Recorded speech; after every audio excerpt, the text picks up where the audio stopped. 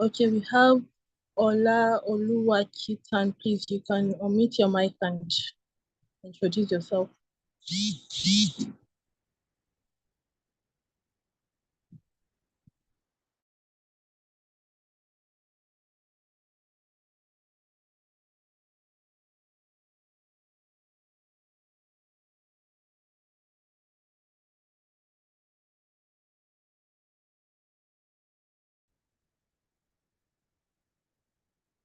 Hello. Okay, we have someone from Zambia. Please, you can unmute your mic and introduce yourself.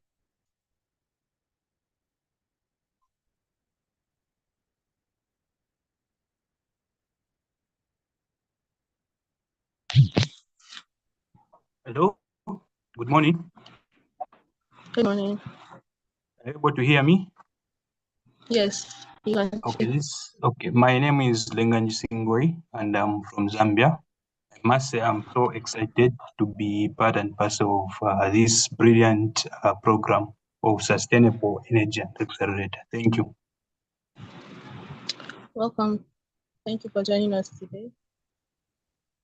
Okay, can I speak now? Yes, please go ahead. Thank you, so I'm Ololuwachitan Egbon. I'm reaching from the Garden City of Nigeria, that's Port Harcourt, Nigeria. And I'm already so excited because watching the introductory video today is already an eye-opener. So I'm looking forward to learning more. Thank you. You're welcome.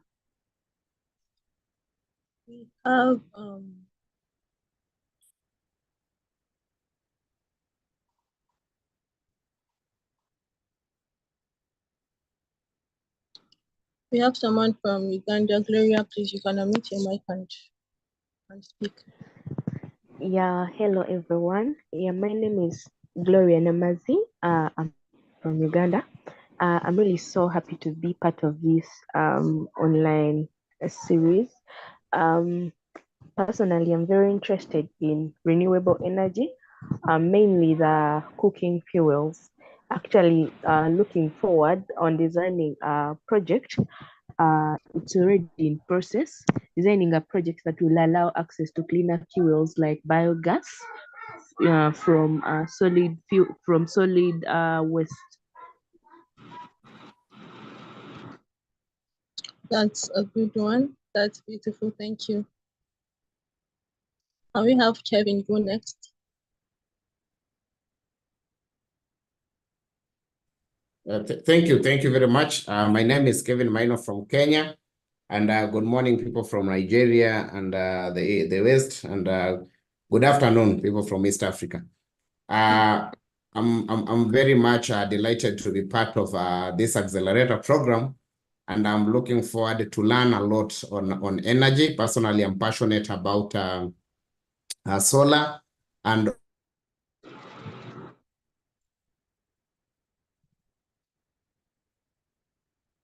also mini hydro. Typically, let me just give an insight of a program which I'm interested in.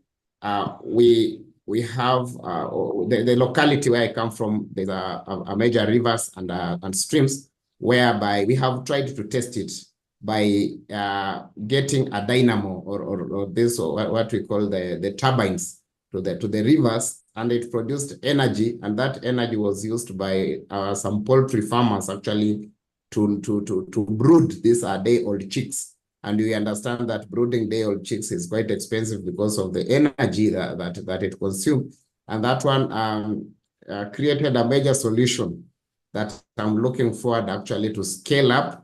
And through this program, I'll be able to understand the prexims of the SWOT analysis so that I can be able to understand if it's worth investing in something like that or not. So I welcome everyone in East Africa and every youth in this program. Let us re-engineer the energy program in Africa, and let us be the champion of renewable energy in Africa. Thank you very much. That's a beautiful one. Thank you for sharing. You're welcome this morning. Harris, are you here now? Can you hear me? If you can do that, please unmute your mic and speak.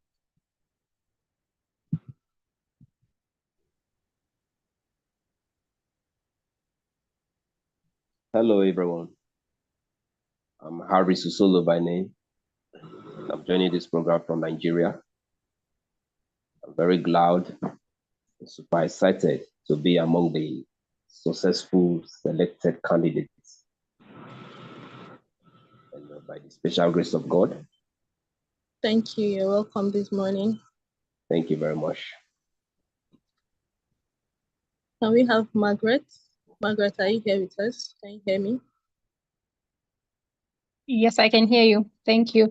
Good morning, everyone. My name is Margaret Chambesh from Zambia. I'm happy to be part of this program and looking forward to learning and sharing experiences on the energy solutions. Thank you so much. Welcome. Thank you for joining us today. We have Mwaka from Tanzania. Sorry if I didn't pronounce that correctly. Please, can you unmute your mic and speak?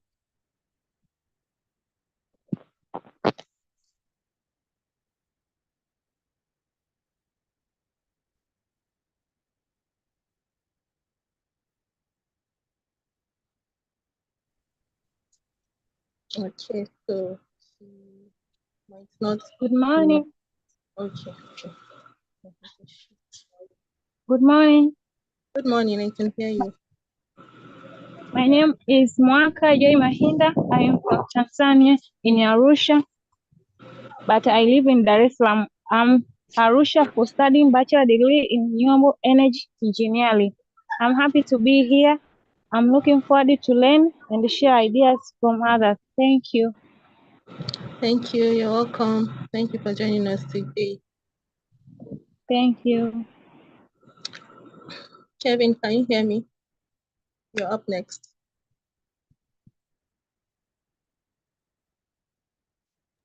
Mr. Kevin. Hey. Okay.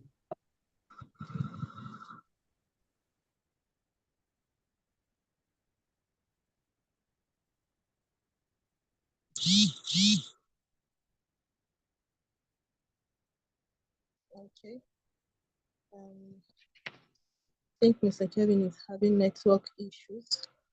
We have Adamu. Please, Adamu, can you unmute your mic and speak?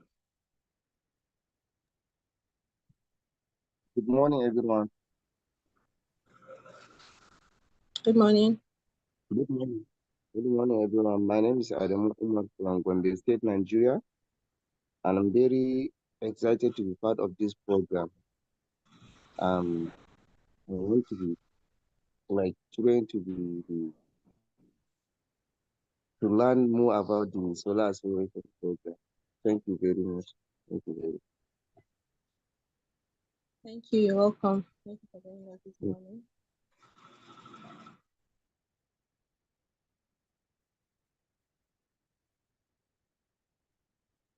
We have someone from Sierra Leone. Please, if you can hear me, kindly unmute your mic and introduce yourself.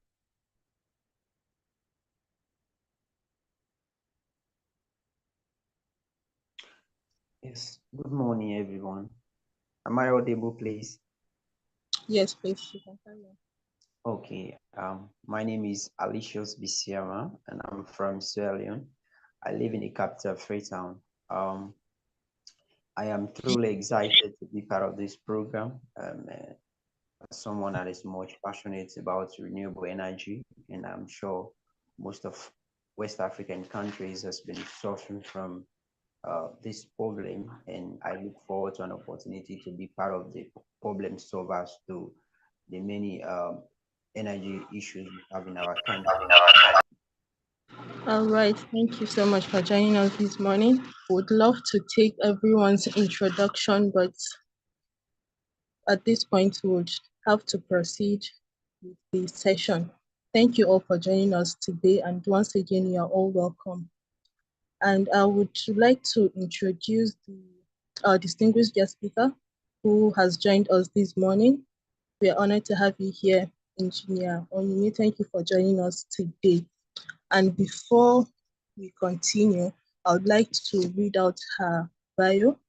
We have Engineer Onyinye Anene, who is a versatile energy market professional with over 11 years of experience in energy management.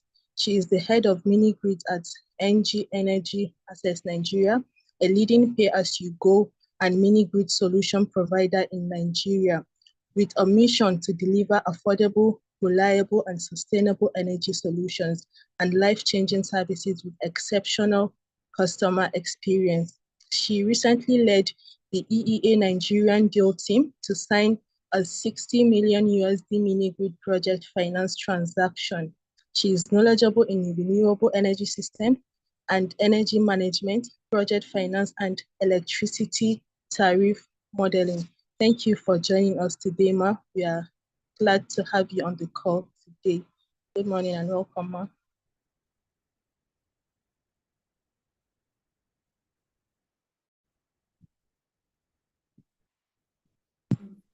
Hi, everyone.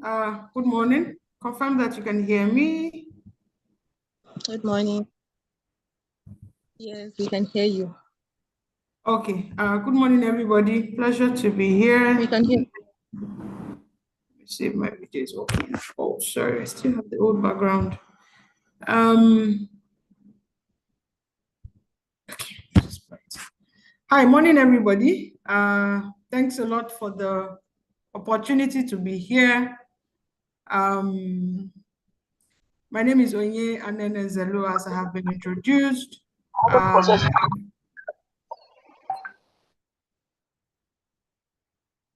Hello, is someone speaking?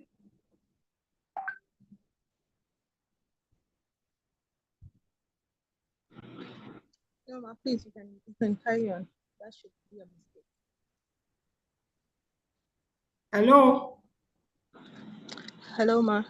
You can carry Can on. you hear That should me? be. Yes, we can hear you.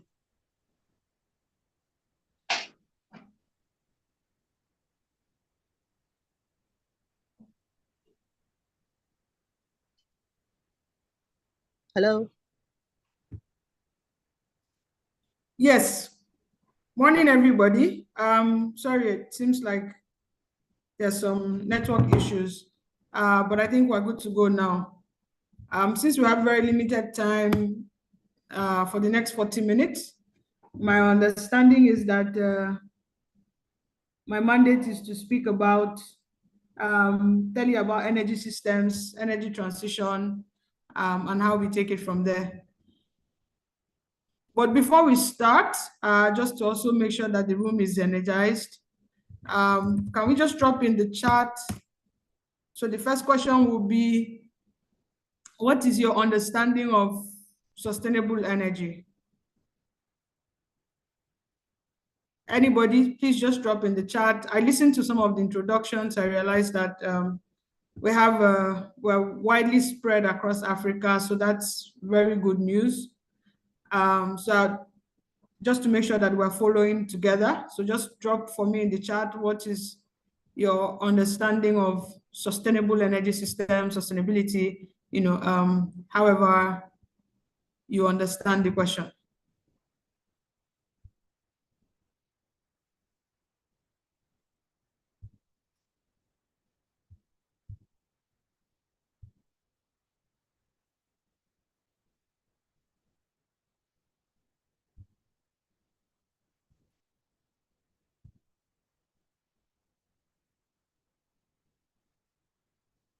Yes, I'm going to turn on my camera. I can see your chat. I'll turn it on. It was on before, I think, network.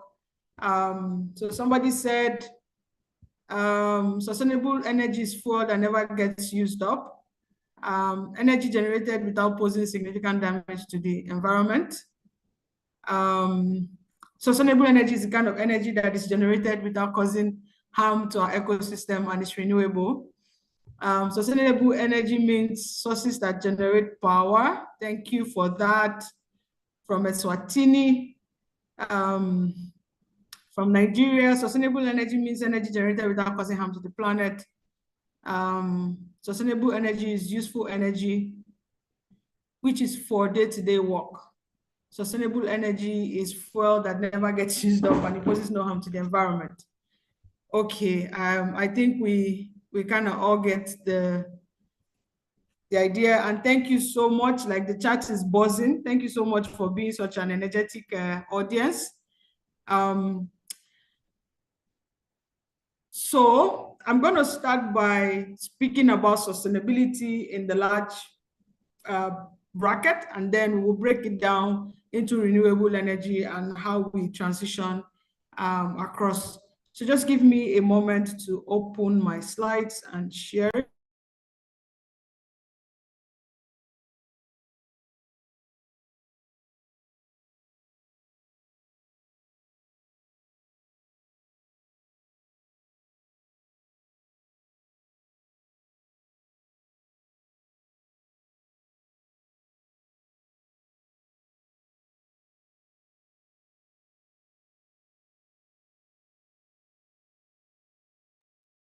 Sorry, ma, we can't hear you. I think you're on mute. Apologies. Yes. So I think you can hear me now, right? Yes, clearly. Okay, thank you. Sustainable energy is the kind of energy that is eco-friendly and can be reused without causing harm to the environment. So I'll start by just speaking about sustainability generally, right? So sustainability is a concept where we try and do things that can be continued, right? So I give you an example. If, for example, you earn $100, and because there are more Africans here than Nigerians, I'll use, you know, a more international examples, right? So you earn $100 a month, and that's your only source of income, right? But you need to spend $150 a month. So maybe rent is $50, your feeding is another $50, and just general transport to work, well-being, and all of that is another $50. So that it means you are always at a negative of $50. Just generally speaking, you see that that's not a sustainable way to live, because you're going to constantly be in debt, right? So broadly speaking, when we speak about sustainable energy, we want energy that we can use without causing significant damage to the environment, right? And that is also able to meet the needs of the country, the location. You know, we can break it down even to your house, able to meet the needs of your house. So for ease of just simple examples, let's use an apartment. You know, you live in a 1-bedroom apartment or a 3-bedroom apartment. How can you be sustainable energy-wise in your apartment? Or let's use a factory, let's use a place that you need to generate power, right? So the idea is, and somebody said it should be affordable as possible. Yes. So if we look at the SDGs, right, which is the core of this program, a lot of what we're exploring in this program. I'm audible. Somebody's still saying he can't hear me. A lot of what we're exploring in this program is around SDG 7, right? Which is affordable, reliable, and clean energy, right? And also universal energy for all. So universal energy for all, right? And so we're looking at it from that lens, right? But inside sustainable energy, we can then start to speak about renewable energy. Now, in the broad sense, you can develop a system that still uses energy sources from fossil fuel, but you are able to manage that system, that the effect it should have had on the environment, you're able to, quote and unquote, scrub it out from a different angle, right? So I give an example before we then go into the renewable energy space. Again, back to our $100 example, right? If indeed you needed to spend $50 on rent, $50 on food, $50 on transport, two things you can do is either you find a way to earn more money, and we're not even talking about the savings just yet, but either you find a way to earn more money, right? So maybe find a way to earn $200, or you find a way to reduce your expenses, right? It's either you then figure out how to eat for $30, how to pay rent for $30, and transport for $30, and potentially have $10 for savings. right? And in that way, we will say that your finances are a bit sustainable because now you even have money for savings, right? So that's the broad look of sustainable energy, right? We're looking at an energy system and an energy policy that can guarantee the energy security, right? Because you don't want to do sustainability and then there's no energy. That can guarantee the energy security. Energy security is a concept that you have the energy you need to meet today's needs and tomorrow's needs. It's a concept that for most of the African countries, we're new to that concept because we don't even have enough energy to meet today's needs, right? But energy security is a concept that allows you meet today's needs and tomorrow's needs. So to plan for today and tomorrow's needs and doing it and then when you add the sustainability part of it, it will then be doing it in such a manner that it does not cause harm to the environment. So you need to do it in such a manner that it does not cause harm to the environment, to the people. So there are 3 P's: people, to the people and to the planet, right? So, and that at the end of the day, right, and that's where you then start hearing about net zero, right? Such that even if, for instance, for the need of energy security, you need to use polluting fuels, fuels that pollute the environment, you can find a way to balance it. There are new technologies that are coming out, carbon storage, carbon sequestration, and all of that, that you can use to extract that same carbon you put into the air, right, and store it and sequester it, but new technologies, right? So even though you can be consuming fossil fuels that are that may be dirty, if at the end of the day, the entire cycle, the net use is that you meet your energy security and you're also not causing significant harm to the environment, then we speak about sustainability, right? So sustainability must meet the need, right? We can't speak about sustainability without meeting the need. You must meet the need and you must do it in a manner that does not cause any damage to the environment, right? So that's one. Then moving into renewable energy, and I would then share my screen.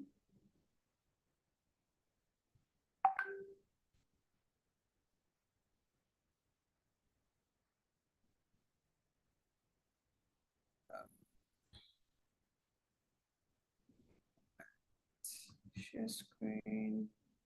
This. Share. So I'm using 2 screens. If you see me look that direction, that's the direction of this screen. This is just my standard disclaimer. The thoughts expressed in this conversation are strictly mine, does not represent my employer in any way.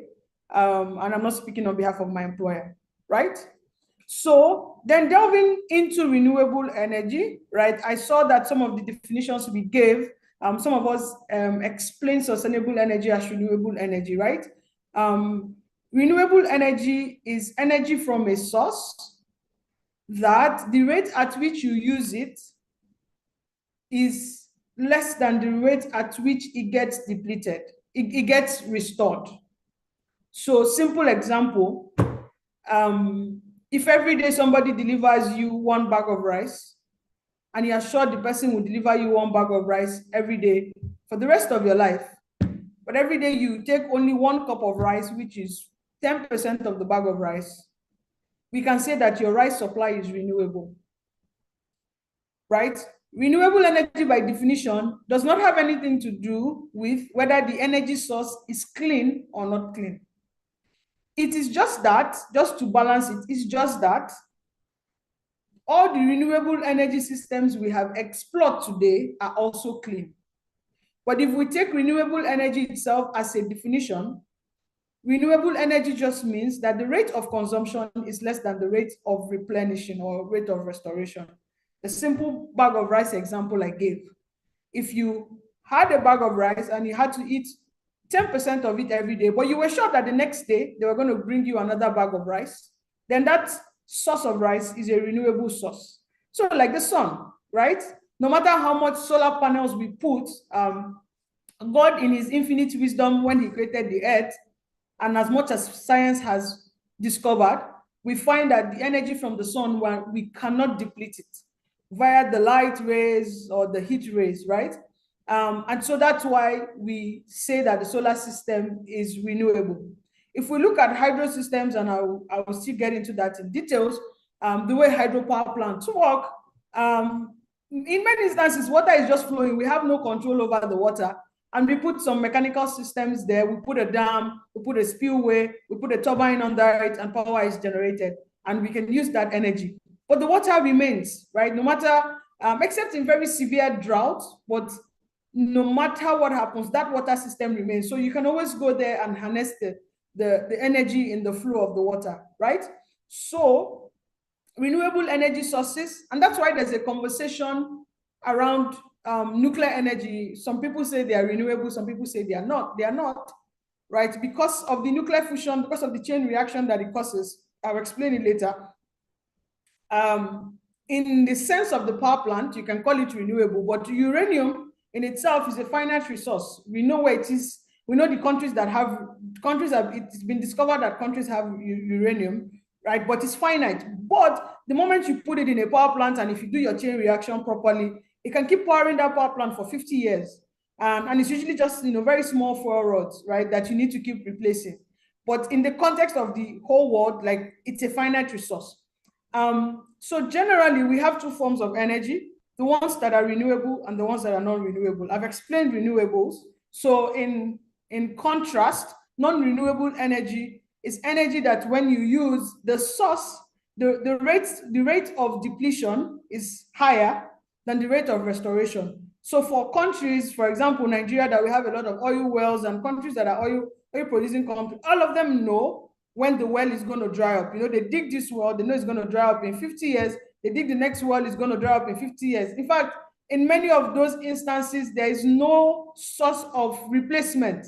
It's just storage, right? Quote and unquote. Like, you find oil, that oil is finite. You find it maybe enough quantity for the next, that if you keep depleting maybe at 10 liters a day, you're going to deplete everything in 50 years. But if you choose to start depleting at maybe 100 liters a day, you deplete everything in 10 years. I'm just giving examples. So in that instance, they are not renewable because they will finish, this finite, right?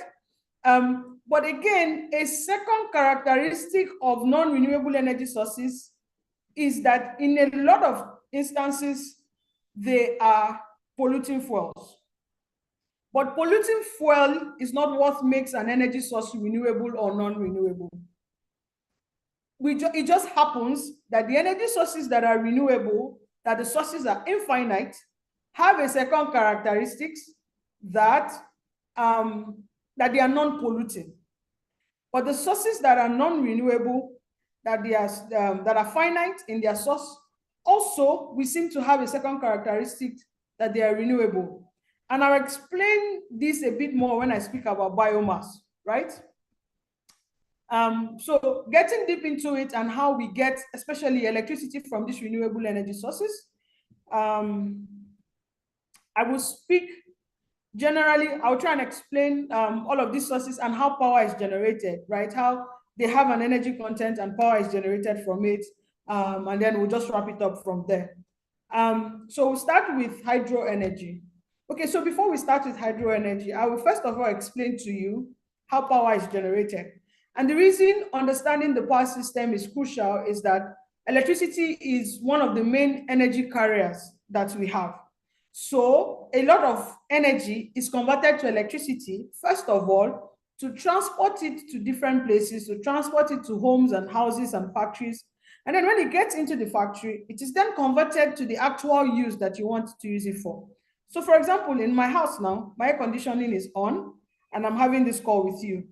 What I need in my house today is lighting and cooling. What I need is not necessarily electricity. I want the room to be chilled enough, and I want to see light, right? The only place that I really need electrons moving as per electricity is probably my laptop so that I can charge my batteries. But after it does that, I need electricity to turn the fans of my system, right? So that the system can do the processing, and there's some level of visual display. I can see light, right? From the monitor, and probably watch my TV. But so in terms of utilization, what we use is not electricity. Electricity conveys the energy to us. And that's why I started with that in the first slide. And then by the basic principle of energy conservation that I think we all know, that energy cannot be created nor destroyed, but can be transformed from one form to another. By that basic principle, right, we then transform it from one form to another. So the example I just gave, my air conditioning is on now. What I need in this room is lighting and cooling, but electricity then becomes, the movement of electrons then becomes the way with which that energy is transported from the power plant where it was, it's transported actually, if we use fossil fuel, from the energy content of crude oil, right? Let's start from there. It's taking, the energy is in the crude oil, right? That we get outside. What I need in my house is cooling, but the energy is in the chemical form. And then we take that crude oil, we convert it to, I'll explain it, we convert it to electricity, right? In a power plant, that's what happens. And then through transmission networks, it gets to my house. But in my house, what I need is cooling. And then when it gets to my house, I plug my AC inside, and then the air conditioner then gives me cooling, right? Electricity is the easiest way to transfer energy. And so that's why a lot of the energy sources that we get, we first transfer them to, or convert them to electricity, then transport them to the places where they'll be used, and then convert them back to the actual thing we want to do with it. In the instance I'm explaining, cooling. Now, so how is power generated, right? If you remember your basic physics, and as many people that were science students, right? Remember that power is generated when a magnet moves through a coil. And you can try it. You know, when you see, if you watch some maybe Instagram videos and all of that, you see, you know, somebody riding a bicycle and is lighting a bulb. It's the basic principle. If you take a coil of wire, roll it together across your hand, put a magnet across, just keep putting a magnet in and out of it. If you measure the two ends of that wire, you will find voltage. You know, based on the strength of your magnet, you will find electricity. Electricity flows there. And that's the basic principle of power generation. In all the, I think apart from the solar PV system today, I was going to say in all the power systems, but the solar PV system uses a different technology. In all the power systems today, except the solar PV system, and of course, new things, 4 cells and all of that. So let me use the word, in all the conventional power systems, not the new ones, right? That's how power is generated. You have a coil of wire and you have a magnet. It produces, when you move a magnet inside the coil of wire, it produces electricity inside it, right? That electricity, you put a cable inside and then you transport it to the place that you want to use it. That's how power is generated. So, since these two things are stationary, your coil of wire is stationary, your magnet is stationary, you always need to move them. There must be relative motion between the magnet and the wire. A lot of the things that we do in power generation is then to transform or to find a way to create the relative motion. And so back to my hydro example, using the hydro example. At the base of every hydro power plant, what you have is a turbine. That turbine, a turbine is just a fan, right? Picture a fan in your house that just rotates, right? And it has a rod, a rotor, right? That is able to then either rotate the magnet or rotate the coil of wire, one of the two. Some power plants do either, right? So a turbine is a fan. Imagine your fan is rotating in your house, and that middle point, you just connect a rod to it.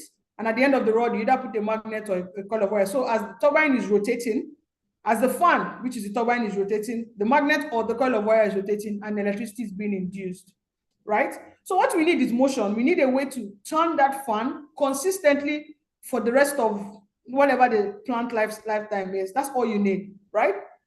And so in the instances of a hydro system, we build a dam, right? And the water is coming at such huge force, we build like a dam on it, and the water is coming, we just open a small spillway on it, and then the water flows at very high speed all the way down, and at the base of it is a turbine. At the base of it is a fan that is not moving. But you know, if the water is then hitting the fan starts rotating. And once the fan starts rotating, power is induced and electricity is formed, and then that electricity is transmitted through your transmission lines, distribution lines, it gets to your house, right? So in many instances, what engineers are looking for when we build power plants is who can give us that motion, who can give us the relative motion to make sure that this turbine keeps turning for as long as we need it to turn. That's actually the engineering problem we try to solve in power generation. Like I said, except the new ones, the fuel cells and all of that, but the conventional power systems we've had, that's the biggest problem we try and solve. So for hydropower plants, I've explained it. Water is flowing, right? You put like a blockade, right? You can try it in your house, right? You put like a blockade so that it builds up pressure. You open a very small spillway, that water flows down, your turbine is at the base, and then it turns the fan, the fan turns the rotor, and power is induced in the cable, right? So it's the same thing for wind systems. That's why you see wind power plants, they're outside, so you can physically visualize the turbines. All that happens is that at the base of that fan, like once you understand it from a wind turbine, you can understand it any other way. A wind turbine, the wind turns the fan, turns the blades. That thing that is just behind the turbine, like the protruding out like a fan, has interconnections of a magnet and a coil of wire. So as the wind is turning it, power is induced in that coil of wire and is then harvested out and transported to the places that it needs to go. So almost all power plants, again, except the new technologies that are coming out, this is the standard generation. So engineers keep trying to find what kind of motion, where can we find motion consistently to keep turning this turbine. That's all we try and find, right? So even in the conventional power plants, if I take it to the non-renewable energy where we boil, where we use gas and all the fossil fuels, what actually happens is the same thing. I've explained, there's a turbine and there's a coil of wire. What happens is, in very simple terms, for those of us that cook, right? What happens in a power plant is very simple. A power plant boils water, uses steam. That's why you hear about steam power plants. So the same way you will use gas or kerosene or firewood and boil water, if you boil that water long enough, if you cover the pot and you increase the heat, you would see that the steam will open the pot, right? Or open the cover of the pot, right? Those of us that cook, when there's a lot of steam, sometimes it heats up the cover of the pot, but you can see that it's impacting the cover of the pot. The only thing is that this is done on a very high scale, right? So in big power plants, what actually happens is that there's a lot of water. We boil that water with either any of these energy sources, whether it's coal or gas or heavy oil or light oil, any of these derivatives of crude oil that are non-renewable, the same way you use kerosene or gas or firewood to boil water, all of that is used to boil the water, but it's boiled at a very high temperature, superheated steam. The water we boil in our houses are 100 degrees. We're speaking about steam at about 600 degrees, right? So it comes with a lot of pressure, right? And that pressure is used to turn a turbine. The same way the rice you're cooking in your house, when it starts boiling and it gets very hot, is pushing the cover of the pot, right? It's the same way. There's velocity there. There's enough power to drive something, right? And so we use that water, and then it turns the turbine. At the base of it, it's gathered through a tube of pipes, and at the base of it, that heat is pressurized and superheated, and then it turns the turbine, and the turbine generates electricity, right? So that's the basic way renewable energy is generated, right? I've explained wind. Same thing for biomass. Biomass is just using wood, right? So biomass can come in two ways. You see that we use waste, and what I just explained, we use waste, right? And then we use the waste to generate the heat. The waste becomes the fuel, So instead of using gas or heavy fuel oil, we use waste. The same way you can have waste in your house and you strike a match and you burn it. We use waste to generate the energy, right? And then the energy, the power is then used to boil water or a liquid. Sometimes the liquid is different, but the most acceptable one is water, right? We used to boil a liquid that can be superheated and generate a lot of steam, right? And then it's used to turn a turbine. However, for bioenergy, there's also a second one, right? Which is that we decompose the biomass energy, right? That we decomposed it through anaerobic digestion, right? And then we're able to extract methane gas. Methane gas is a hydrocarbon. It's also like, all the other hydrocarbons that we know, like all the other derivatives of crude oil, right? And that's why I mentioned earlier that when we have the conversation on biomass, you will see that biomass in itself is not very clean, but based on the conversations, at least today, the way it has been explored, right? Because it's believed that humans will keep generating waste, so there will always be a source. Because it's believed that as long as we live, we're going to eat, we're going to throw away some things, our clothes are going to get old, that human beings will keep generating waste, but the energy from biomass is not carbon neutral. Whether you burn it, if you burn it, it's still a hydrocarbon. It releases carbon and all the other harmful elements to the sky, right, or to the atmosphere. Or even if you then do the digestion, you do the anaerobic digestion, and you extract methane. Methane is CH4. It still has carbon that can react with water and produce CO produce carbon monoxide and all of that into the atmosphere, right? It's cleaner than other renewable sources, than other non-renewable sources. But it's not as neutral as, for example, a PV system or, for example, a wind system, right? It still generates methane gas, right? And then that methane gas it still generates methane gas, right? And then that methane gas can be harmful to the environment. But by definition of whether it is renewable, today, the way we have harnessed biomass energy, it is believed that today, based on the rate of consumption, it will not finish, right? But if the whole of humanity was supposed to depend on only biomass, then it will finish. But because the rate of utilization today is still lower than the rate of replenishment. A lot of us that live in African countries, we drive past places, we see waste dumps and all of that, that maybe if we wanted to explore, we can still harness it, right? So it is renewable in that sense, because our rate of depletion is still less than the rate of replenishment. And we know that human beings will keep generating waste. But if for any instance that equation changes, then we may have a new redefinition. But however, biomass is not entirely clean, right? In its way of power generation. So the other way we use it is that, it's put in a chamber. When you pass through, landfills and refuse dumps, you perceive that smell. That smell is part of it is methane. Of course, there are other things, but if you allow that waste to decompose, there's a way you can extract methane gas. The same way it's the same way people go to oil wells and extract gas, right? There's a way you can extract gas from it if you put it in the right conditions. And allow some chemical reactions to happen. You extract the gas from it. The same thing, you extract the gas from it, you use the gas to boil water or to heat a liquid, whatever liquid that works. But like I said, in many instances, it's always water. And then that water turns a turbine and then power is generated, right?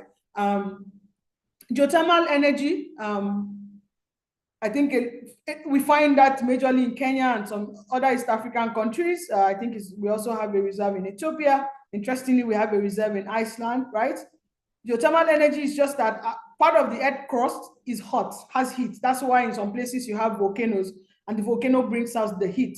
Some of those parts of the earth crust that are hot, engineers find a way to drill down and extract the heat. In some instances, what they just do is like what the picture shows, is that they build pipes that are heat resistant, that will not melt under the effect of the heat. And that heat goes in, and when it's coming out as steam. It's not coming out as water again, it's coming out as steam. So it has been heated. And like I just explained, that steam, if it meets the the temperature requirements and all of that, is used to turn a turbine, and the turbine boils water, and water is used to boil water, and then the water is used to turn the turbine, right?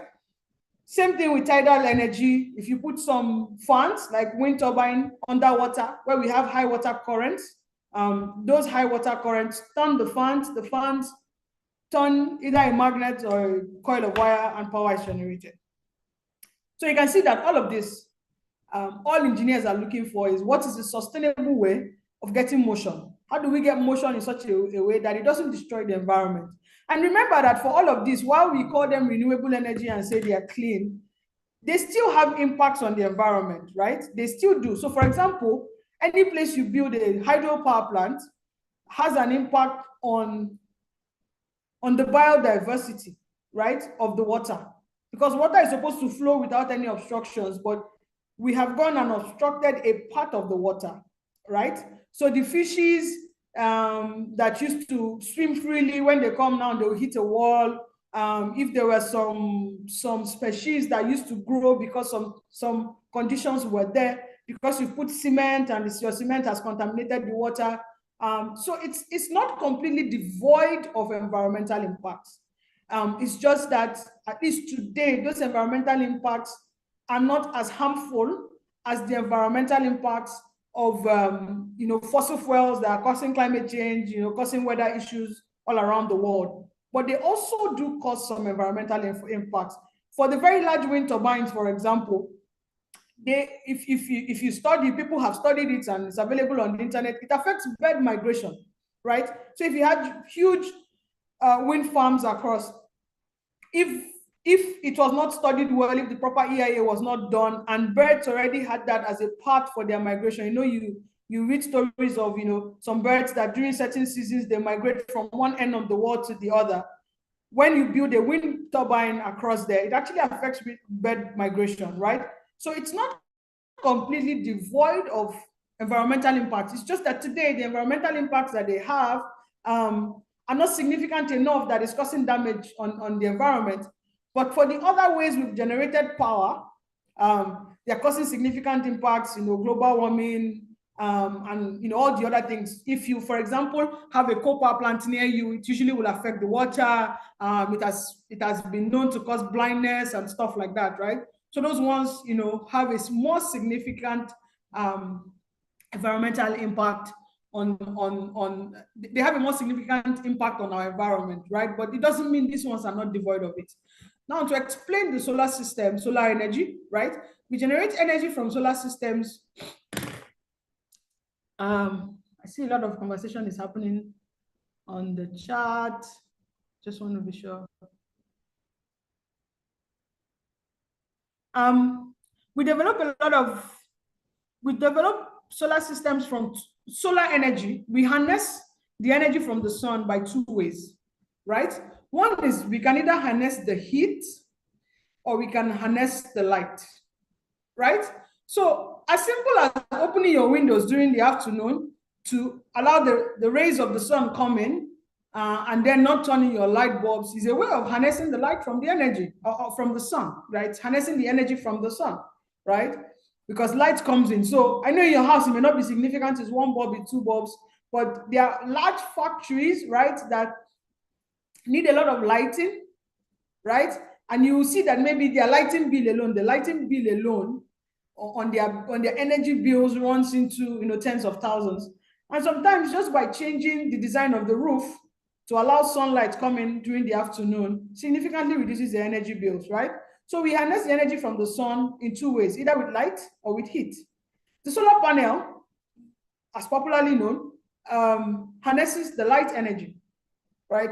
And that's why I said it's today with the conventional energy systems that we know, it's the one that does not require a turbine and all of that. So it harnesses light energy. There's an engineering technology around it that when the photons from the sun hits the solar panel, it induces electricity. It causes the electrons to flow, and electricity is induced, right? Some people have explained it like photosynthesis, how trees convert light energy from the sun into their food, and they're able to reproduce, right? It's something similar. It's a bit more technical, but it takes in the light. That is why your solar systems only work during the day, right? There's a second way to harness energy from the sun, which are not solar panels, but it's also from the heat, right? And I think maybe countries in Northern Africa have harnessed this, right? Where we have, usually you have a lot of mirrors concentrating the heat from the sun, and that heat, when it's fully concentrated and well harnessed, the same process is used to boil water or to heat a liquid, whatever liquid, in many instances water, and that liquid is used to turn a turbine. So we're back to that old generation technology, right? So it's the oldest generation technology. That's how most power plants work. The question is usually, what's the medium of transfer? Like I said, in many instances it's steam, but some people use gas. And other liquids are becoming more and more popular. I've heard of ethanol and all of that. There's a lot of research is going on, but traditionally it has always been steam. But of course, knowledge is progressive. So as the knowledge keeps progressing,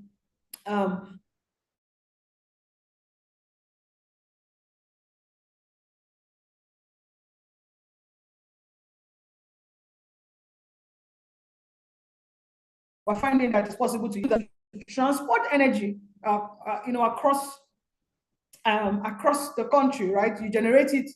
For those of us in Nigeria, for example, there's little or no power generation, up north, right? Today, at least on the grid, not off grid. So power that is generated down south in Lagos, in the south, is transported up north, and everybody up north that can, that has the grid, can turn on the air conditioning and get cooling, right? And get ventilation, have their fans run and all of that, right? So that's how our renewable energy systems are generated and converted into power. So I'll take a pause here and see if I can answer some of the questions before I move on, and if anybody wants to unmute their slide and ask a question directly, I'll be able to answer. Will I share my slides with you? Yes. I will. I think your people already have your organizers already have this particular slide, so they can share it with you if and when they want to. Is there ways to build a cheaper solar energy in Nigeria, considering the high cost of building solar panels? And I don't think this question is for Nigeria alone. We're having Africa generally is said to have one of the highest. Africa generally is said to have one of the highest. Africa generally is said to have one of the highest concentration of the sun, right? So if the sun is coming in, if the sun is the highest places that we can harness the solar energy, right? So we have the capital. However, can we build cheaper solar energy? Is the same problem that is plaguing the African continent, right? So manufacturing, we have very limited manufacturing capacity, whether it's solar, whether it's cars, whether it's anything. We have to build the manufacturing capacity across board and build the ecosystem that supports it so that we can manufacture. However, to answer your question specifically around Nigeria, sometime last year, there was a solar panel assembling firm has been opened in Nigeria. I think it was commissioned sometime late last year, funded by some of the big funders. And hopefully by this year or in the coming years, we'll start seeing production come out of those places. Planet, people, and plants, right? The question, the other question that I just see, the 3 Ps. I'm trying to, Is piezoelectricity also part of renewable energy? I've explained to you what piezoelectricity is. Piezoelectricity is, sorry, I've explained to you what renewable energy is. And somebody said, what's piezoelectricity? Piezoelectricity, and the person answered conversion of mechanical energy to electrical energy. Let me tell you my easiest example, right? And I watched it in a movie, right? How I learned about piezoelectricity. There was one of these spy movies, right? And the person was supposed to have some bug and all of that, and it was in his teeth, right? And so if he chewed food, by that motion, remember I told you that it's about motion, right? By that motion, as he was eating, whatever he had in his mouth was, being powered. It was a spy movie, but it was just a very interesting depiction of it. Like I keep saying, it's motion. So can conversion of mechanical energy to electrical, can it be called renewable energies? Renewable energy. I've explained that renewable energy is about source and utilization. It's actually technology independent. Like the name is it renewable? The rate at which you are using it, is it less than the rate at which you're replacing it? So that person that is chewing food, would they keep chewing food for the rest of life so that that battery that is in their mouth keeps charging, right? So so piezoelectricity is part of what we explained, because you need motion to convert to electrical energy. But the question is the beginning of that value chain and the end of that value chain, the beginning, how the energy starts, and the utilization. Is one greater than the other? If one is greater, then it is, if utilization is greater, then it's not. If source is greater, then it is. And that's why I explained that in coming years, biomass may be reclassified. If we start exploring a lot of biomass energy, we may reclassify it again. Yeah, so walking on the streets, the movement of cars, all of that. I think I've answered that. What is the position on Africa in relation to green hydrogen? So hydrogen, energy from hydrogen is just being explored. And I dare say that one of the reasons is becoming more and more important, or I don't think the word is important, why it's becoming more and more mainstream, why we're hearing more and more about it, is majorly around energy security, right? More and more countries want to secure their energy use. Now, so energy, for the context of everybody here that may not understand power from hydrogen, right? We can do hydrogen systems to power anything that we want to power, convert to electricity and power anything that we want to power. Hydrogen basically comes from water, right? It comes from water. So those of us that are science students, the component of water is H2O, right? You probably would have heard it in jokes and all of that, H2O, right? So to get energy from hydrogen, you have to find a system that splits water, right? That splits the component of water to give us hydrogen separate and oxygen separate. That's one way to do it. The second way to do it is to get it from gas, right? To get it from hydrocarbons, right? Hydrocarbons are compounds of carbon and hydrogen. Hydrocarbons, different numbers. So yes, C4, CH4, C2H6, all of that. But you need to find the chemical component and split it and get hydrogen. Now, one of the things that we have not fully explored about hydrogen is to be able to carry out that reaction, you need a significant amount of energy, right? In many instances, you need electricity first. To be able to power the labs or whatever systems that you use to split the water molecule or the gas molecule to get your hydrogen, right? And so it's an emerging conversation as to where does Africa stand. My personal conversation is that Africa should stand in a point where it guarantees its energy security first, where it's able to explore the resources that it has to make sure that it has, first of all, universal access, everybody has power, and that that power is reliable and affordable, all those components to meet its current needs and to meet its future needs. So if you come to a country like Ethiopia has significant hydropower reserves, it is said that Ethiopia has only explored like 5% of its reserves. Ethiopia should by all means explore hydropower, which is one of the cheapest, and build dams and all of that. Of course, once they do their own environmental studies and they're sure that it won't cause flooding and droughts and all of that, right? In a country like Nigeria, for example, that has one of the highest gas reserves in the world, and also has one of the highest solar reserves in the world, Nigeria should explore those two because we already have those resources, build its own energy resources, and make sure that it can guarantee access to all its citizens, and make sure that the access is reliable and affordable, still put systems in place to keep driving down the cost and all of that, right? I'm not a proponent of coal, because I think really coal has a lot of damaging effects, not just on the environment, but even on the people around. But a country like South Africa, for example, has significant coal reserves, and a lot of their energy still comes from coal. They're still decommissioning and having some of those conversations, right? And like I said, I'm not a proponent of coal, but I'm just using it as an example that for me, it's about guaranteeing and that's why I said energy security, right?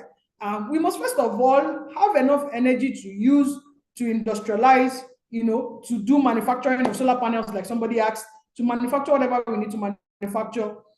We don't find that conversations around hydrogen and green will give you the kind of power that you need for industrialization. It may give you, enough power to meet your peak demand or to take pictures here and there and all of that. But if there are already proven technologies that exist, that would allow you to meet your energy security needs, guarantee power, guarantee universal access, and it is available in each country. If we, in the northern sub-Saharan Africa, explore all the solar capacities because they have a lot of deserts and all of that. In the middle, for example, I think I've mentioned it here, Kenya has a lot of geothermal resource. I think there are only very few countries in Africa that exploit their geothermal resources. Kenya is one of them. They can dig into that and also exploit. What is it that a lot of hydro industries or businesses have misconceptions about renewable energy technologies? So I'm not sure I understand this question, but I'll explain it the way I think I understand it. I've explained that on the screen shows all the renewable energy technologies, the conventional ones, right? So let's leave all the fuel cells and all of that that are still, in testing, right? Why there may seem to be misconceptions about renewable energy is that we have the mainstream renewable energy systems that we know about are solar systems, right? Solar systems and wind systems. A lot of people don't realize that hydropower systems are renewable energy systems. Nigeria, for example, takes 30% of his grid power from hydro systems, right?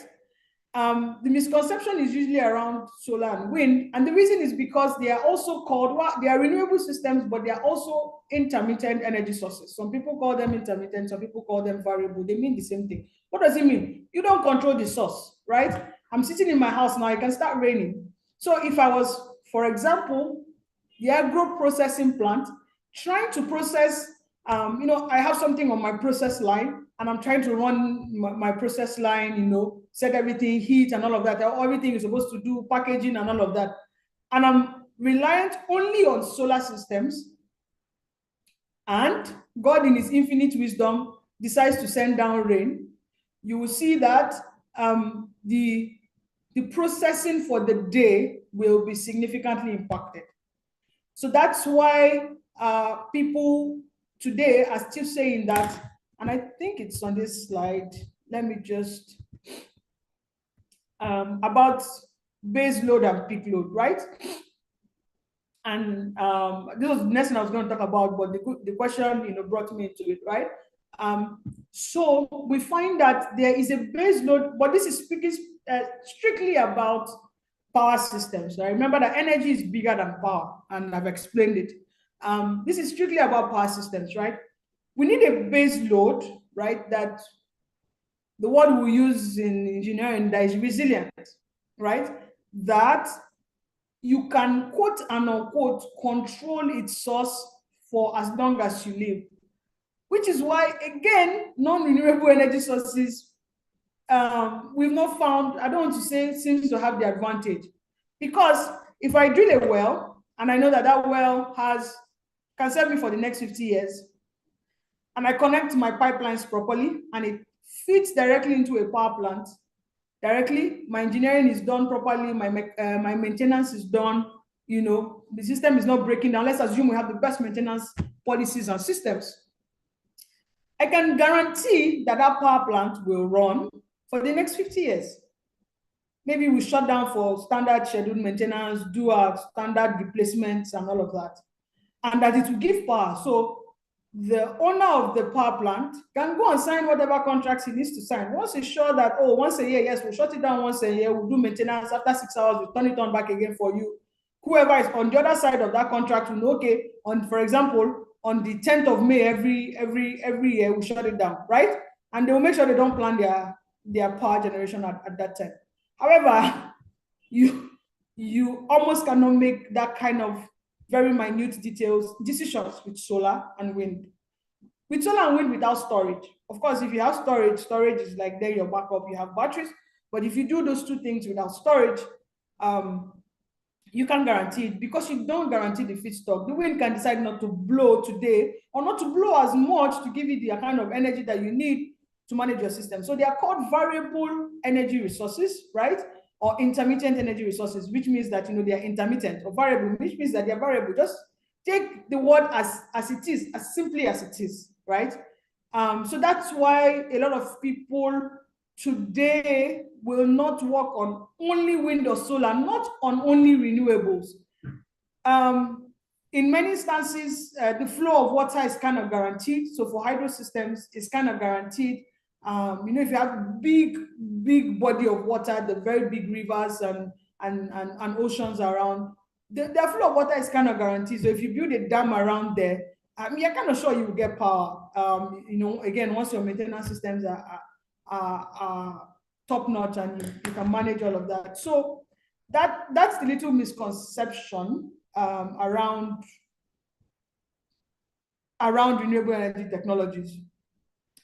So that's why in many instances you need a base load from a system that you can guarantee, right? And then you then use your renewable energy systems for the peak load and all of that. But for those of us that live in African countries, the grid is as unreliable as the intermittent energy resource. So it's what we're used to is intermittent energy resources. Do we think we're ready to explore nuclear energy? France, for example, most of its energy comes from a nuclear source. So it's about having the right, so the technology is existing, and I dare say is mature. However, it is dangerous, right? I think we all know that it is dangerous. So are we ready? I don't know. I'm not sure that is are we ready technologically wise? Yes, technology is available, but as whoever is going to manage it, who is going to regulate it, we know the impact. I mean, if you read the internet, you know the impact of mishandling nuclear systems. So once we make sure that we can handle it properly, by showing that we've handled other systems that are not as dangerous properly, if we can prove that, then of course, but technology-wise is available. Is natural gas being included in renewable energy? Natural gas today has been termed the transition fuel, right?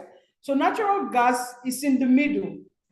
And this is looking and like I said, there's a difference between renewable energy and clean energy. So I think this question is natural gas being included in renewable energy? I've explained it that, sorry, the question should be, is natural gas being included as clean energy? I've explained that renewable energy really and truly has nothing to do with the impact on the environment. It's just about source and depletion, right? That's how it's explained. But however, we find that a lot of renewable energy systems are also clean. That's just a second addition to the conversation, right? Gas has been declared a transition fuel. What does that mean? Gas is in the middle. So all the other renewable, and gas is in the middle with reference to climate change. Like I said, all the other renewable energy sources also have an impact in the environment, right? So gas is in the middle with reference to climate change and polluting the environment.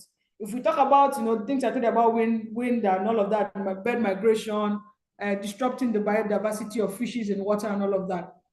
But if we talk about releasing harmful gases to the environment, gas is in the middle. So we have the heavy fuel oils, the crude oils on one hand as dirty fuels, coal being at the extreme end, and then we get to gas, and then we now start having hydro, solar, and it goes down. So gas by definition is not a clean fuel. However, it's not as dangerous as these other ones, the heavy fuel oil, the coals, and all of that. It's somewhere in the middle, right? So the idea is for a gradual reduction, because you don't go from 100 to 0 in one day, right? Because infrastructure-wise, you need to change your infrastructure. You need to, some people have signed contracts, some people have signed 50-year contracts for supply. So you need to look at that. So the idea is, let's start, remember that's why it's called the energy transition. It's a journey, right? So let's get to gas, which is not as polluting as the fuels we are used to, right? As we continue our journey to net zero, because I think I tried to explain it earlier, but maybe I didn't use the word net zero. The net zero is a concept of subtraction and addition. So if I'm polluting the country by, for example, 50%, I need to find a way to make it up by 50% so that it comes to zero, right? So gas is just on that part, and it's been termed the transition fuel to keep transiting. So leave coal and start getting towards gas. When you get to gas, then we transit to all the other renewable energy sources, which is better between hydropower and gas power plants. I don't know that the conversation is better, because you have to look at it from different factors. Today, hydropower systems are cheaper if you build, and if you build well. So let's assume you constructed well, you don't have any issues on the construction and all of that, because it doesn't take any running cost. Like I said, the water just comes and turns the turbine, so you're not buying diesel and all of that. But your construction cost is high. It has a very high upfront cost, and it takes a lot of time. You can't wake up and build a hydropower plant today. You probably will, you're talking about timelines of 5, 6, 7, 8 years. Gas power plants, like I would jokingly say, is like Indomie, right? It's like noodles. You can import it. The only time it takes you today is the amount of time it will take to get into the country, procurement timeline, that's all.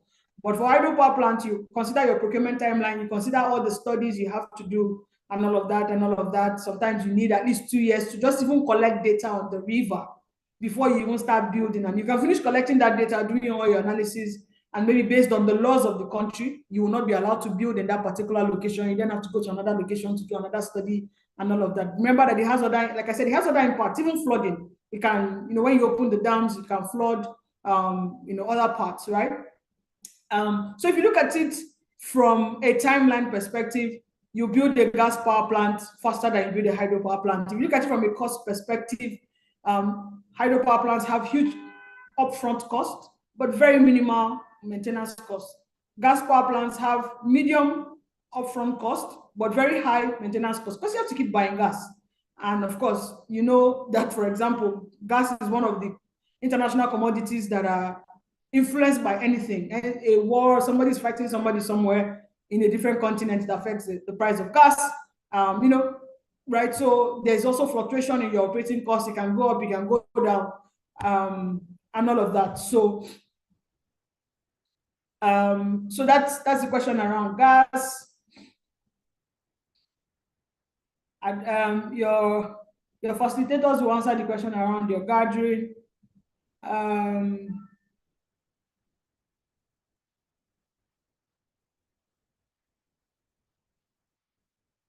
SDG taking 5 P's instead of 3 P's. Thanks for that. People, planet, prosperity, for peace, partnerships make up the 5 P's. We have a lot of projects, initiatives failing here due to the absence of peace. As a team, we partner with the right people, groups, and societies to create meaningful impact. Thanks a lot for that.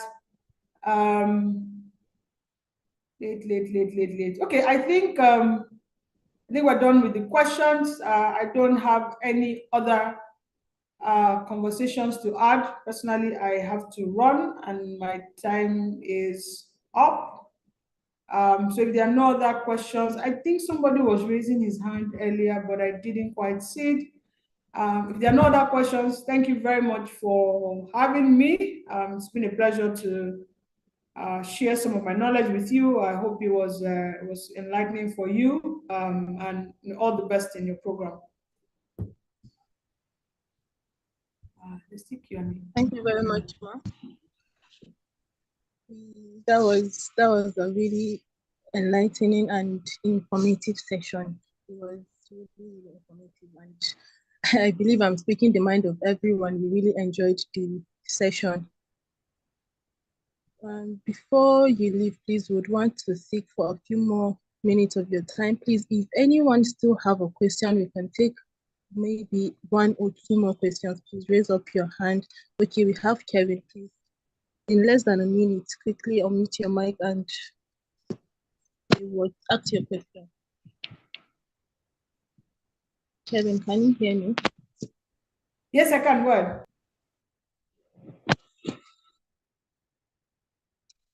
Kevin, can you hear me? Okay, if he can't, please, Kazim. I can. Go ahead. In less than a minute, you can unmute your mic and ask your question. Kazim from Nigeria.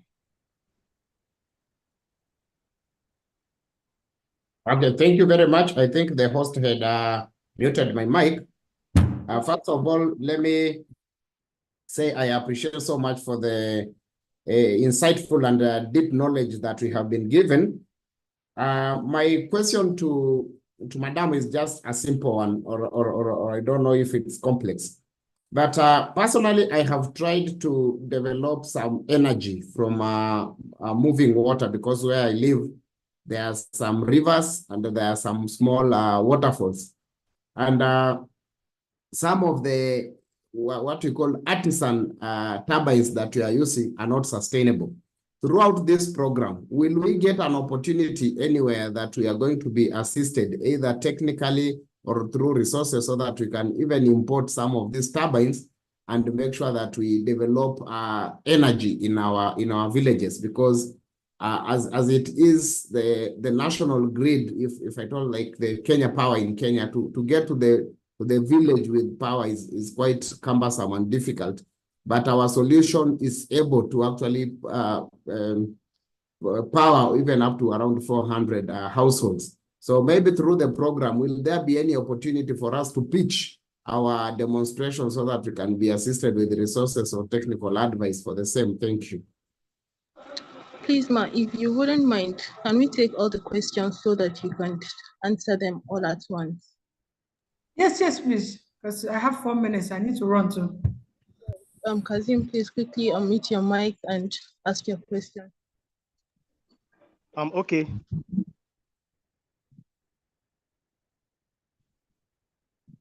Go on, we can hear you. Hello?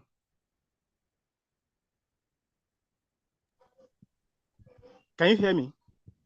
Yes, please, we can hear you. Go on. Okay. I said my question is very simple, that as we proceed in this program from now to the end of it, it's going to be a time or a period where we'll be gathered together physically, where we'll be given practical and physical training on how to go about making sustainable energy available in our nation and in our communities. That's my question. Thank you, Ma. All right, thank you. Prince Okon, please kindly unmute your mic quickly and ask your question, because then we'll get back to your question.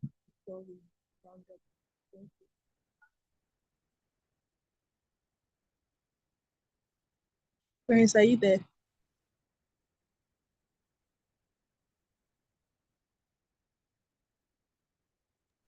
Okay, please. Hello, we'll take please, the last. can you hear me? Okay. Quickly, please. We can hear you.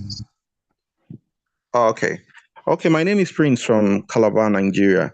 And my question is regarding bioenergy, particularly converting waste into energy resources with using biodigesters and that technology. So I'm particularly interested in that because in my part of Nigeria, and in fact in Nigeria at large, a lot of waste is generated, and there's a huge potential for converting this kind of waste to energy.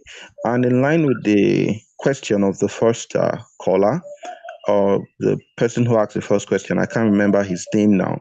I would like to find out if there would be an opportunity as the program advances where we would have particularly a technical session where we get to really know how to go about putting these things together. Maybe if you have a strong business background, but you need to put together a team with the technical talent, possibly the support to other kinds of support to be able to launch a business that actually takes advantage of this. Would we have such opportunity as the program progresses, please?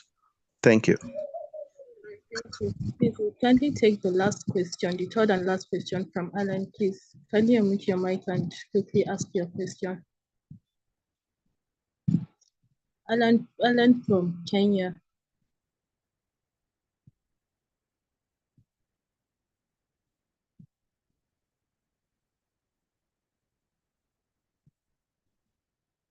Hello.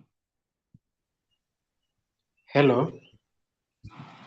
My name is Alan Tunduli. Hello, guys. So my question is to the expert. What's her take on nuclear energy? Because as you can see around the world, many countries are moving towards nuclear energy. Even here in Kenya, they are planning to start off nuclear energy in about 2030 to around 2037. So what's her take on nuclear energy? Thank you.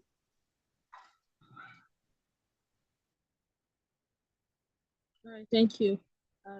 That would be the last question. Okay, so let me quickly answer because I really need to run off.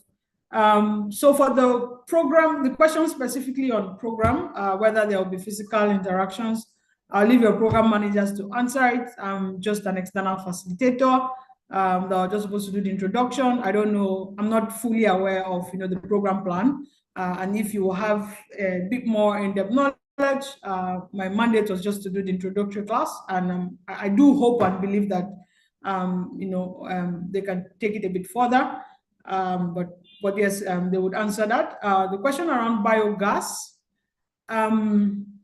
So yes, it's a valid energy technology to provide power.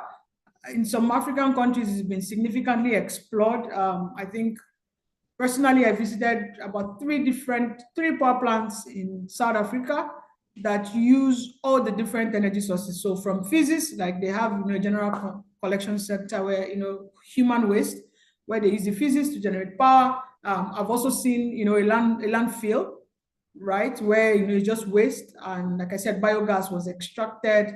I think in Egypt we also have where it's just general direct burning. You gather the waste and you just burn it. You're not extracting the gas. So yes, it's valid. And also another interesting thing about it is that it's quite scalable. It's almost like solar systems. So for hydro plants, it's difficult to scale it. And the person that also asked a question about hydro, it's difficult to scale it because of the huge infrastructure cost, right? I've told you, so for you to build a hydropower plant, in many instances, your environmental studies must last at least 1 year at the very least, because you need to collect data for all the seasons of the year. And for the big power plants, 2, 3, 4 years. And so that's why it's not as easy to build hydropower plants. But I know even there are some small communities in Nigeria, that have built 1 megawatt, 2 megawatts, but on a runoff river, right? They didn't dam it, it was runoff, right? The water was just flowing and turning the turbines. So all of that is possible, and biosystems are quite scalable, right? You can do a very small one, a big one, and you don't need a lot of upfront cost. Like I said, it's either you burn the waste itself, which is what we traditionally do. Somebody is about to cook in their house and they get waste and they burn it and they use it for energy. That's one way to do it, but that one requires some more cost. Or you extract the biogas, and then you have sometimes just a small piston engine. As to the support that will be provided, again, please direct the questions to your program managers. I'm reading the other questions that were asked in the Q&A. Is there a difference between energy and power in the field of renewable energy. Yes, there's a difference between energy and power, and it's not just in renewable energy. If you understand it from the normal energy conversation that we have, is the same understanding. Like I said, renewable energy, it's about source and utilization. It's just that there is a second layer on it that in many places that we find renewable energy, they are also clean energy sources, right? But let me explain the difference between energy and power. Power is capacity, energy is the rate of using the capacity. So power is, I have a bottle of water, I wish I had one to explain it. Power is a bottle of water, right? The capacity for that bottle of water is 1 liter. So my power is 1 megawatts, 1 liter, let's assume, right? It's capacity, it's physical, it's fixed. Energy is the rate at which you drink that water. So if you give me the water in that bottle, I can gulp it down in 1 minute. If you give my 3-year-old nephew, she probably will not finish it for the next 2 days, right? So energy is just rate of use of the power. It's the same concept for all energy systems, beyond renewable energy systems, beyond power is that your fuel tank is 70 liters. Energy is that if you drive, if you're an Uber driver, you will probably finish 1 tank a day. But if you just go to work and come back, that tank can last you maybe 1 month. It's the rate of use of the power, right? That's why 2 people can load their credit meters. They are loading energy, right? They're not loading power. They're putting energy on their credit meters. They load exactly the same amount. One person sleeps with his AC throughout, the other person doesn't. The person that sleeps with air conditioner, his energy will run out faster. Energy is rate of use, power is capacity. So when we talk about power plants, transformers and all of that, you hear things like megawatts, kilowatts, sometimes you hear KVA, not to confuse the non-engineers. They reference the same thing. There's a difference, but they kind of reference the same thing. Sometimes you hear VA, so MVA, KVA, that's power. Energy, you'll always hear hour. So you can either hear kilowatt hour, megawatt hour, to tell you that is a function of time, right? You will hear our basic unit of electricity is kilowatt hour. It's a function of time. And like I said, it's independent of the energy source, right? I think I've explained the biogas one. The question around nuclear systems, I've explained nuclear energy in itself, the technology in itself is proven. It's not a nascent technology. It's not like, for example, hydrogen or fuel cells that is nascent. And, we're still trying to understand how to make it large scale. Like, it's not. Like I said, even energy from some countries, like you rightly said, are used it. The question is, as a country, it is whether you decide as a country that you think your country is mature enough to handle the danger of nuclear systems. And so I can't answer for which country is mature enough. It requires significant improvements in your operations methodology. It requires a lot of redundant systems. It requires your backup generator to have a backup generator and have a backup generator so that if this one fails, the fuel rods, the heating, the cooling, it requires significant engineering, right?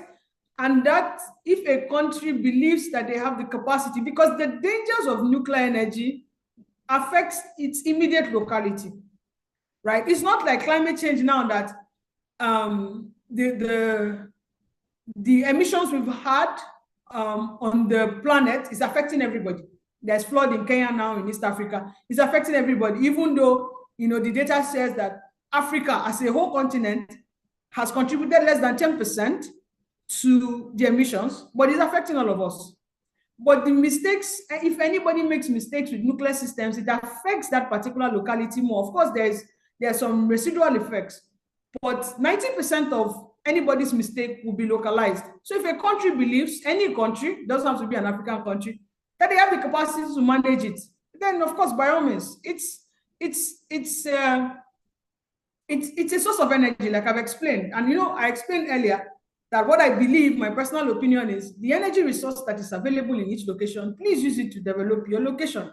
And I gave examples of Ethiopia, Kenya, Nigeria, right? So if a country has significant uranium, they believe they have the operating methodologies to operate it, and they have the regulatory system to operate it, by all means. Somebody made the last comment, and that's my last answer before I run off, around the materials used for solar systems. And I agree with that sentiment, or I can appreciate that sentiment, because we start measuring the emission of solar systems after it has been produced, right? It's when you have the solar panel, you can now say, oh, I'm not emitting into the environment. But that solar panel was produced in a factory, and it may have been produced with, somebody mentioned of peace, it may have been mined with places that undermines the peace of the location. It may have been mined in places that undermines the peace of the location. It may have been mined, it may have been assembled, in a power system that uses coal, right? But it's like once you bring it out, you can say, oh, this is clean. So I understand, but that's why I started with discussing sustainable energy. That at the end of the day, we need to find a system that nets off each other, right? So if for example, I'm using coal here, then I should use another system there, right? We have to look at it from a holistic perspective, right? To say, okay, even if today I was manufacturing on a coal-powered grid, what if I finish manufacturing and I manufacture enough, for example, for the next 3 or 4 years, I can go and reduce my coal input and replace it with solar. So it will mean that from year 0 plus 3, that's 3 years down the line, you're reducing your coal intake, you're reducing your coal utilization, stuff like that. So there's no one answer that fits it. Like I said, I appreciate the sentiment, but it's a problem that we have to solve, and there's no right or wrong answer. Each country must look at it from its own energy security, its own resources that it has, and make a plan for itself on how to mitigate the problems and the challenges. I think I've answered all the questions, so over to you. Thank you very much, Ma. And on behalf of the leadership of ADEV Africa, we truly appreciate your time and the invaluable knowledge you've shared with us today. Thank you so much, Ma, for joining us in the session. All right, thanks everybody. Enjoy the rest of your program. I'll leave you here. So for the other questions, I would like to call on Mr. Oluwafemi, Head of Project and Strategy, to address that for us, the questions concerning programs. Mr. Oluwafemi, if you can hear me, please. All right. Thank you, Madam Ramat. Thank you for moderating today's section. I really appreciate the good work you are doing. And to Madam Oye, thank you for the knowledge shared. We really appreciate the knowledge you have shared with us this morning. And I believe every participant on the call this morning has actually gained value. I believe you are no longer the same as to when you arrived here this morning. I believe you have added a lot of knowledge to your mind, and of course I can see the comment in the chat. So just to run through some information now to some of the questions that we heard earlier. Yes, this program is in phases. So we are in phase 1, which is the training section, the training phase. You are going to have about 4 training sections. So you have assessment after the training, and we keep progressing from there. If you go back to your program guide, you will see all this information there. So after the training section, by the time we move to another phase, for those that will be qualified for that phase, you will definitely have opportunity to present your project, then pitch your project and all that. So that's the other phase of the project, of the program. So we encourage you to ensure that you put in your best to get to all these phases. That's our desire. So by the time you get to this phase, we'll be able to link you up with every necessary organization that might be of help, and of course, will provide the necessary guidelines that will help you in handling your project very well and delivering your project to the environment, to your society. So the most important now is to get the writing done by attending class, ensure that you are present, and every possible assignment that will be shared, ensure you do that. So that is to the question of opportunities and pitch and all that. So before I continue, we'll definitely have attendance this morning. So kindly check through the chat. You will see a link that have been posted. Use that link to fill your attendance. Mind you, this is not to be shared. This is not to be shared with anyone. So ensure you fill the attendance, and the attendance form will be closed within the next 30 minutes. So do well to fill your attendance. Check through the chat. It has been sent. The link has been sent. Ensure you fill the attendance. Likewise, another important information is we want you to engage your social platform with what you are learning. So we have an hashtag that we shall be making use of. So I'll be dropping the hashtag now. So when you when you make posts on your social media, so you add this hashtag to it so that we can monitor through and see the good work you are doing. So it's important. This is part of your evaluation to get it done. So I'm dropping it right away. Check through. You can see it. See impact.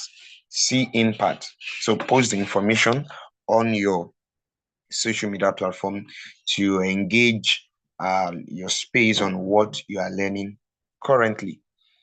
So we hope to have you next Friday for another wonderful section. Get prepared. Always ensure you check your mail for updates, for information. Do well to check your mail.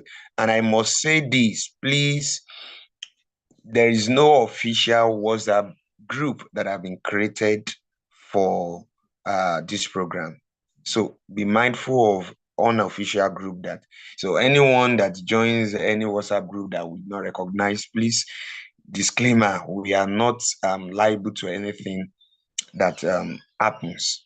Of course, we encourage networking, we encourage you connect with one another, but as you engage in that, you also need to be careful. So I think we have been able to address every information. I'm trying to check through. Can we please have the recording of this? Okay, just go to ADEV, platform on YouTube. This is being recorded live. You can get to watch the video over and over. So there is no cause for alarm. Go to ADEV on YouTube. You will see there. So endeavor to watch it there and get more information that you might have lost during the section. So thank you so much. Over to you, Madam Ramat. Okay. Thank you, Mr. Oluwafemi. And at this point, I think we've come to the end of the session today. And like he mentioned earlier, please, the next session is on Friday, 17th, same time, still same platform. So and I hope you all enjoyed the session today like I did. So this will be the end of our session. Enjoy the rest of your day. Thank you, everyone, and bye.